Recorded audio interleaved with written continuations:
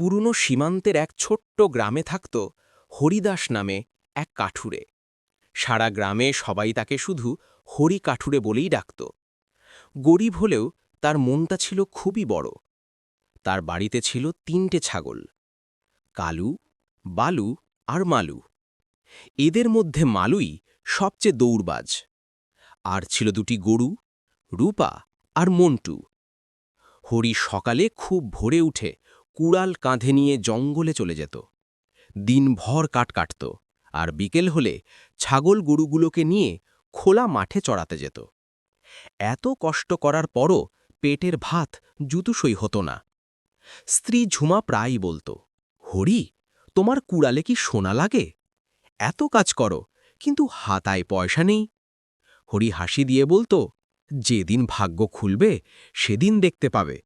কুড়ালে না লাগলেও ঘরে সোনা আসবে। একদিন সকালবেলায় হরি জঙ্গলে কাঠ কাটছিল। দিনটা ছিল অমনি, গরম রোদ, গাছের পাতায় হাওয়া নেই। কাজ শেষ করে সে বিকেলের দিকে ছাগল গরুগুলোকে নিয়ে মাঠের পেছনের নতুন ঝোপঝাড় এলাকায় গেল। জায়গাটা একটু অচেনা হলেও ঘাস ছিল প্রচুর। মালু ছাগলটা হঠাৎ ম্যাঁ ম্যাঁ করতে করতে দূরের ঝোপের দিকে দৌড় দিল। হরি রেগে বলল, এই মালু, আমার কথায় পালালি, দৌড় দাও, আজ রাতে তোরে দুধের বদলে ভাত দেব। মালুর পেছনে ছুটতে ছুটতে হরি একটা বড় ধাক্কা খেল। নিচে তাকাতেই দেখল ঘাসের নিচে একটা পুরনো কাঠের বাক্স অর্ধেক বেরোয়ে আছে। গুপ্তধনের সন্ধান।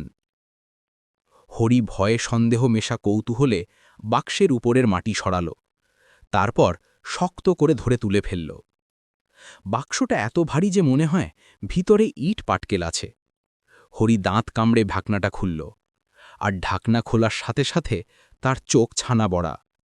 ভিতরে আছে পুরনো সোনার মোহর, রূপার হাড়ি, কয়েকটা শিকারি তলোয়ার, আর কোনায় ভাঁজ করা একটা পুরনো রাজকীয় চিঠি।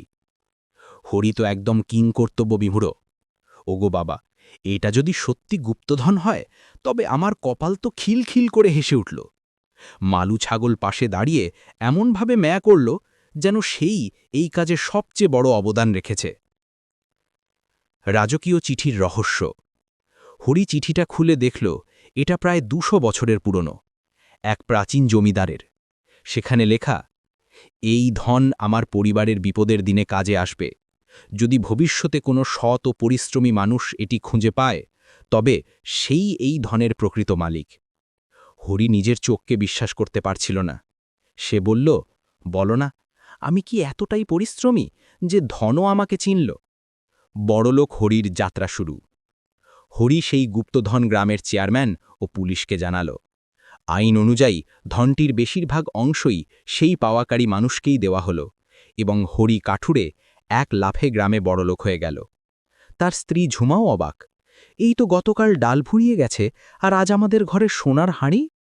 হরি হেসে বলল, দেখেছ, ভাগ্য যখন আসে ছাগলও গাইডলাইন দিয়ে দেয়।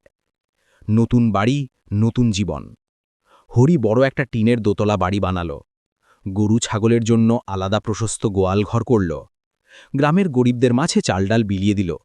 সবাই তার দয়াশীলতা দেখে মুগ্ধ। হরি বলল, আমি গরিব ছিলাম বলে জানি গরিবের কষ্ট। ধন এসছে মানে সব নিজের কাছে রাখব, এটা ঠিক না।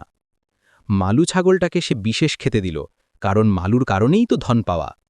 হরি আজও মাঝে মাঝে কুড়াল হাতে জঙ্গলে হাঁটতে যায়, সেই পুরনো দিনের স্মৃতি মনে করার জন্য।